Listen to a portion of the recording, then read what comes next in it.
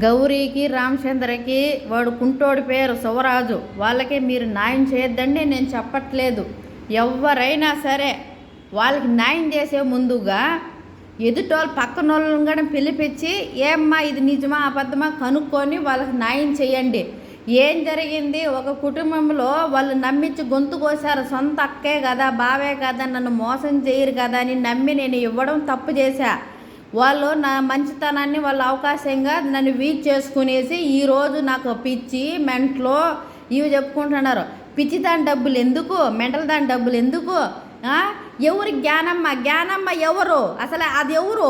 జ్ఞానమ్మ పేరు మీద ఇల్లు ఉందా? అక్కడ జ్ఞానమ్మ ఇల్లు కట్టినట్టుగా ఒకరిది ఇక్కడ చెప్పించాలా?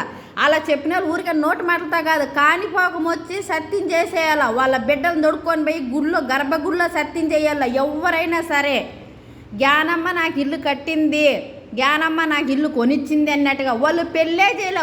ముక్కుపుల గెత్తిలే. నాకు పెళ్ళి చేసినారా? లేకుంటే నాకేమన్నా ఒక బిడ్డ పుట్టినప్పుడు సాంగ్యం చేశారా? ఏమీ లేదు. నా మొగుడు, నా అత్త, నా కుటుంబం నాకు ఇల్లు కట్టించి నాకు నా జీవితాన్ని నిలబెట్టింది మా మామ పేరు వెంకటరామయ్య, నా భర్త పేరు బాబు. ఏమే నా కుటుంబం, నా అత్తగారు ఆస్తే నా మొగుడితో కాపురం చేసిందా గౌరీ? మా మామకు వెంకటరామయ్యకి పుట్టాడా రామచంద్రయ్య? ఎవరికి సొత్తు అనేసి ఏమైనా జ్ఞానమ్మ ఏమైనా మా మామను కట్టుకునిందే? జ్ఞానమ్మకి ఏం అధికారం ఉంది? నా మామకు పుట్టారా ఎవరైనా సరే? మా మామ ఇల్లు కట్టింది అక్కడ అందరికీ తెలుసు. ఏమే ఎవరికి సంబంధము? ఏ పెద్ద మనిషి అయినా నేను ఒకరిని తిట్టను. నేను ఎమ్మెల్యేలైనా పోలీసు వాళ్ళైనా ఏ న్యాయం చేసే ప్రతి ఒక్కరు, చిన్న బిడ్డ అయినా పెద్ద బిడ్డ, ఎక్కడ న్యాయం ఉంటే అక్కడ చెయ్యండి.